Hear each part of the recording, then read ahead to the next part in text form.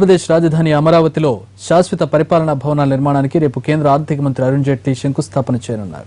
ఇప్పటికే వెలగపూడిలో తాత్కాలిక సచివాలయం నిర్మాణం అయితే రేపు శాశ్వత సచివాలయ నిర్మాణానికి శంకుస్థాపన జరగనుంది. రాయపూడి, లింగాయపాలెం, ఉద్దండరాయనపాలెం పరిధిలోని 950 ఎకరాల్లో పరిపాలనా నగరం నిర్మాణం కానుంది.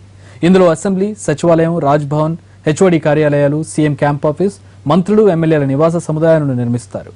ప్రభుత్వ భవనాల సముదాయం 7 రోడ్ల నిర్మాణానికి అరుణ్ జైట్లీ రేపు శంకుస్థాపన చేస్తారు. ఆ తర్వాత అరుణ్ జైట్లీ భారీ బహిరంగ సభలో ప్రసంగిస్తారు.